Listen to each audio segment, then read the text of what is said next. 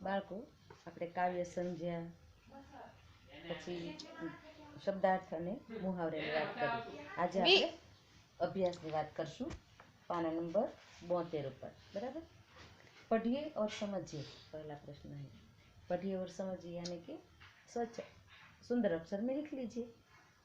हंसना, भौरा, स्वदेश, तड़प कर, अंधेरा, पृथ्वी, धुआं અને ઊંચા. તો આ બધા શબ્દો છે એ સુંદર અક્ષરે લખવાના છે તમારે. બીજું છે कविता का सामूहिक और व्यक्तिगत गान कीजिए. तो आपने गान तो किया होगा. और प्रश्न 3 प्रश्नों के उत्तर दीजिए. कविता में प्रकृति के किन किन तत्वों की बात कही गई है? कविता में प्रकृति के इन तत्वों की बात कही गई है जैसे फूल, भौरा, तरु, हवा, दूध, पानी, सूरज, लता, पेड़, मछली, पृथ्वी, जलधारा, ધુઆ આદિ આદિ એટલે વગેરે. તો આ બધા તત્વોના નામ જ આપણે યાદ રાખવાના છે. એમાં તમે આગળ પાછળ થશે તો પણ ચાલશે. બરાબર. કવિતા યાદ કરતા જાઓ, લખતા જાઓ તો ચાલે. प्रश्न 2 स्वयं देखे हुए प्रकृति की अन्य चीज़ों के नाम लिखिए અથવા તો દીજીએ. સ્વયં એટલે તમે જે જોયા છે ને કુદરતના તત્વો એના નામ લખવાના છે. તો मैंने देखे हुए प्रकृति के अन्य तत्व इस प्रकार है नदी, झरना, सागर, मिट्टी, पशु पक्षी, पर्वत, आकाश, चंद्र, सितारे, पत्थर आदि आदि वगैरह. तो आ બધા તત્વો તો તમે જોયા જ હશે ને. જોયા જ હોય આપણે. બરાબર. કારણ કે આપણે અનુભવ પણ કર્યો હોય, નજરથી પણ જોયા હોય અને આપણે પર્વત ઉપર ચડ્યા હોય એની જેમ સાગરને કિનારે ગયા હોય, નદી, ઝરણું એ બધું જોયું. એટલે કે બધા નામ છે એ તમારે તત્વોના યાદ કરીને ભલે આગળ પાછળ થશે ચાલશે પણ એ રીતે લખવાનો ટ્રાય કરવાનું. अब चौथे प्रश्न है किससे क्या सीखे सोच कर बताइए. તો આમાં 12 વસ્તુ છે એમાંથી કોને કથી શું આપણે શીખવા મળે છે એ આપણે લખવાનું છે. સૌથી પહેલો એકડો છે ને ત્યાં શું છે દીપક છે. તો એની સામે શું લખશું? અંધેરા दूर करना. બીજું ભોરો છે હંમેશા गाते रहना. फूलों से हमेशा हंसते रहना. चौथों हवा से तो कोमल भाव बहाना. दूध और पानी से तो मिलना और मिलाना. छठू सूरज की किरणों से जगना और जगाना. सात लता और पेड़ों से सबको गले लगाना. आठमू धुएं से એટલે ऊंचे चढ़ना. मछली से नवमू स्वदेश के लिए मरना. जलधारा से 10 जीवन पथ पर आगे बढ़ना. पृथ्वी से 11 प्राणियों की सच्ची सेवा करना. पतझड़ के पेड़ों से 12 दुख में धीरज धरना. तो આપણે આ બધા પાસે જે શીખવા મળે છે એ આપણે એના જવાબના રૂપમાં એટલે કે એની સામે લખવાનું છે. અહીંયા પ્રશ્ન 4 પૂરો. પાંચમું છે निम्नलिखित वाक्यों में उदाहरण के अनुसार लिखिए और स्वर भार देकर पढ़िए. એટલે કે જોઈને સારા અક્ષરે લખવાનું છે. જ્યાં લીટી કરી છે ત્યાં આપણે ભાર દેવાનો એટલે કે વાંચતી વખતે જોરથી થોડુંક વાંચવાનું. मैंने कल आपको यह किताब दी थी. આ એક વાક્ય છે ને ઉદાહરણ છે. એની જેમ નીચે જે 5 વાક્યો લખ્યા છે એ તમારે જોઈને લખી લેવાના છે. मैंने કલ ઉપર ભાર દેવાનો છે. आपको यह किताब दी थी. बीजू वाक्य मैंने कल आपको यह किताब दी थी. एना पछी मैंने कल आपको यह किताब दी थी. एना पछी मैंने कल आपको यह किताब दी थी. मैंने कल आपको यह किताब दी थी. तो जे લીટી કરેલ છે શબ્દો પર ભાર દેવાનો છે. આ રીતે તમારે જોઈને સરસ મજાના અક્ષરથી લખવાનું છે.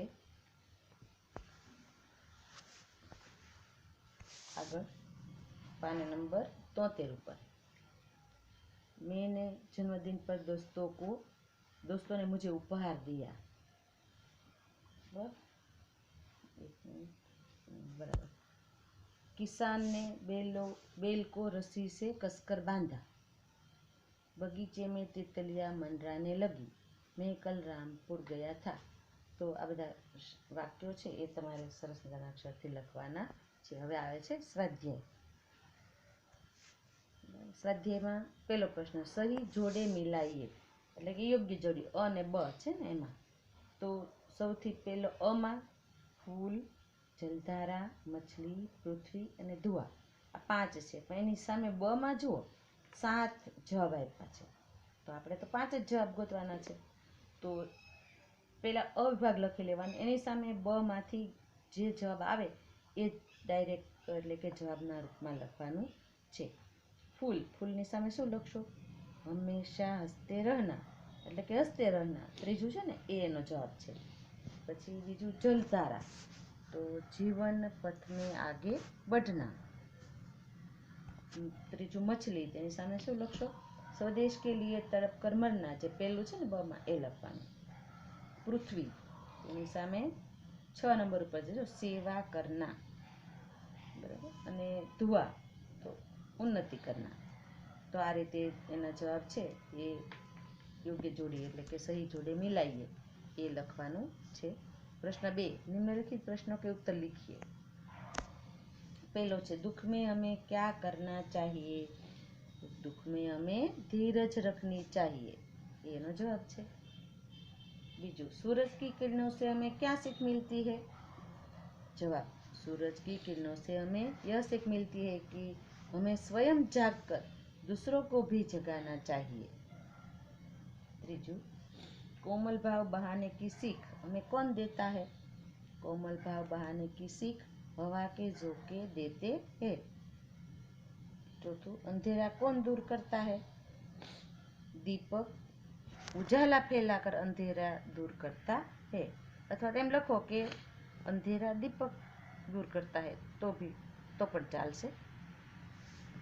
હવે પ્રશ્ન 3, कविता में से निम्नलिखित भावार्थ वाली पंक्तियां ढूंढ कर लिखिए.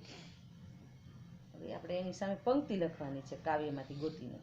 જે ભાવાર્થ આપ્યો છે એની સામે પહેલું છે, सुख हो या दुख हो हमें हमेशा हंसते रहना चाहिए. तो यह सीख हमें किससे मिलती है? तो फूलों से नहीं तो हंसना सीखो, એનો જવાબ છે. બીજું છે, हमें हरेक प्राणी की सेवा करनी चाहिए. તો એ કઈ કવિતાની કઈ લીટીમાં આવે છે? તો કે પૃથ્વી સે सीखो प्राणी की सच्ची सेवा करना. તો કાવ્યમાંથી શોધીને તમારે લખવાનું છે. ત્રીજું, हमें सदैव प्रगति करनी चाहिए. તો એનો જવાબ ક્યાં આવશે?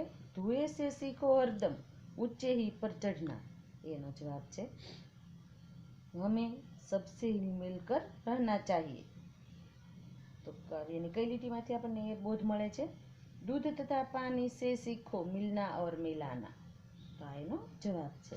તો આ રીતે કાવ્ય પંક્તિ છે એનો જવાબ કાવ્યની પંક્તિ લખીને, ભાવાર્થ છે એની સામે કાવ્યની પંક્તિ લખવાની છે જવાબના સ્વરૂપમાં. તો એ રીતે કામ કરવાનું છે. પાના નંબર 74 ઉપર. તો એમાં છે कविता में संज्ञा विशेषण और क्रियापद शब्द ढूंढ कर लिखिए. તો કવિતાની અંદરથી જે શબ્દો આવ્યા છે એનો જ આપણે ઉપયોગ કરશું. એક ઉદાહરણ આપ્યું છે ને સંજ્ઞા, તો સંજ્ઞા એટલે જે છે જેવી રીતે સૂરજ, તો સૂરજ છે એની જેમ આપણે કઈ કઈ સંજ્ઞા પાઠની અંદર કાવ્યની અંદર શીખ્યા એ લખવાનું છે. ફૂલ, ભોરા, પેડ, હવા, દૂધ, પાણી, લતા, મછલી, પૃથ્વી, દીપક, દુઃખ, ધુઆ, ભાવ અને અંધેરા. તો આપણે એમાંથી જે તમે લખી શકો એટલા 5, 7, 8 શબ્દ લખશો તો પણ ચાલશે. બીજા ખાનામાં વિશેષણ વચ્ચે છે ને, તો સચ્ચા, સચ્ચા પછી એની નીચે કોમલ અને ઊંચા એ 2 શબ્દ છે ને વિશેષણ છે, એ તમારે લખવાનું છે. ત્રીજું છે ક્રિયા, ક્રિયા એટલે કોઈ કાર્ય કરતા હોય એવા શબ્દ આવે ને. તો કાવ્યની અંદર ક્યાં ક્યાં શબ્દો આવ્યા છે એવા કે ક્રિયા જેને આપણે કહી શકીએ? તો કે ચઢના, ગલે લગાના, बढ़ना, झुकना, मिलना, जागना. તો આ બધા ક્રિયા છે આ શબ્દોમાં. તો આપણે એ શબ્દો ક્રિયાના ખાનામાં એટલે કે વિભાગમાં લખશું. તો અહીંયા આપણે આ રીતે ત્રણેયમાં સંજ્ઞા, વિશેષ અને ક્રિયા શબ્દો તમે તમારી જાતે બીજા પણ લખી શકો તો પણ ચાલશે. 5मो शब्द है, आपने उपयुक्त कोष्टक में विशेषण और क्रिया के जो शब्द लिखे हैं उनका वाक्य प्रयोग कीजिए। मोहन सच्चा बालक है, एक सच्चा शब्द है ने विशेषण, तो सच्चा शब्द आवे એવું વાક્ય ઘણા બધા આપણે બનાવી શકીએ, પણ આમાં છે એ પ્રમાણે તમે લખશો તો પણ ચાલશે। મોહન સચ્ચા બાલક था। હવે ક્રિયા, તો વિશેષણ ને ક્રિયા બેયનું કીધું છે ને, રીટા ગીત ગાતી है, બરાબર। તમે આ રીતે કોઈ પણ શબ્દ કોઈ પણ વાક્ય બનાવી શકો, તો આ રીતે બનાવજો। હવે એની નીચે છે યોગ્યતા વિસ્તાર। इनसे आप क्या सीखेंगे, चर्चा कीजिए। तो एम शब्दों आप्या है ने, कुत्ता, हंस, सियार, बुलबुल, मधुमक्खी, अगरबत्ती, नदी, चीटी, मकड़ी, कंगारू। तो आ बधा शब्दों है एनी पासेथी आपने कंईक जाणवा मळे छे, शीखवा मळे छे। तो एक शुं शीखशो, तो कुत्ता, कूतरा आगळथी आपणे शुं शीखवा मळे, तो के वफादारी, बराबर। हंस એટલે નીર, ક્ષીર અને વિવેક, એ પણ એમાંની પાસે શીખવા મળે। શિયાળ, શિયાળ એટલે શિયાળ, તો ચતુરાઈ એની પાસે શીખવા મળે છે। બુલબુલ તો મધુર ગાન, મધુમક્ખી તો પરિશ્રમ એટલે કે મહેનત કર્યા કરે મધુમક્ખી, તો એની પાસે આપણે એ શીખવા મળે। અગરબત્તી પરોપકાર અથવા તો સુવાસ ફેલાનો। નદી અવિરત ગતિ, નદી હંમેશા પાણી વહ્યા જ કરે ને, અવિરત એટલે વચ્ચે આરામ ન કરે, એમ સતત કામ આગળ વધ્યા કરે, નદીની પાસે આપણે એ શીખવાનું। ચીટી એટલે પરિશ્રમ, કીડી, કીડી એકદમ મહેનત જ કર્યા કરે, ચાલતી જ જતી, કીડી ઊંઘેલી આપણને જોવા ન મળે। મકડી એટલે સતત પ્રયાસ, મકડી એટલે ખબર છે ને કરોળિયો, એનું ઝાડું બનાવે, તૂટી જાય તો પાછું એ શરૂ કરી દે, એમ એ સતત હાર ન માની લે પણ એનું પોતાનું કામ શરૂ રાખે। કાંગારૂ એટલે માતૃપ્રેમ, કાંગારૂ ખબર છે ને બચ્ચાને પોતાની પેટ પર કોથળીમાં રાખે છે, तो ये मातृप्रेम ने एक सीखवा મળે છે। હવે नीचे, क्या तुम अपने आसपास की चीज़ों से भी कुछ सीख सकते हो, यदि हाँ हो तो लिखो कि किससे क्या सीखेंगे। तो આપણે એમાંથી શું શીખવાનું, તો કે પેડ પૌધો હોય તો એના પર પરોપકાર, બરાબર ને, ઝાડ ઉપરથી। પછી કોયલ તો કે મધુર ગાન, મધુરવાણી એટલે કે આપણે સારું બોલવું જોઈએ। આવી રીતે તમને જે યાદ આવે એ તમે લખી શકો, એટલે કે सांभળી શકો। कविता में किसी न किसी कुछ न कुछ सीख लेने की बात कही गई है। अगर हम किसी से कुछ भी न सीखे तो क्या होगा, अपने विचार लिखिए। तो हम आगे नहीं बढ़ सकते, क्योंकि जो सच्चा है वही हमें उसके पास सीखना चाहिए, और सीखने से ही हम आगे बढ़ सकते हैं, हमारा जीवन सुंदर बन सकता है। तो हमें हमेशा कहीं न कहीं सीख लेनी चाहिए, अच्छी सीख लेनी चाहिए। किसी भी चीज़ के पास बुरा भी हो उसका स्वभाव, तो हमें यह नहीं सीखना चाहिए, लेकिन उसमें जो व्यक्ति है उसमें अच्छाई है वो हमें सीख लेनी चाहिए, तो भी हमें आगे बढ़ सकते हैं, वरना हम आगे नहीं बढ़ सकते। तो अहीं આપણે આ પાઠ છે એટલે કે કાવ્ય છે એ પૂરું થાય છે। તમારે PDF માંથી જોઈને પાકી નોટમાં લખવાનું છે, તમે તમારી રીતે પણ લખી શકો છો બાળકો। આવજો બાળકો।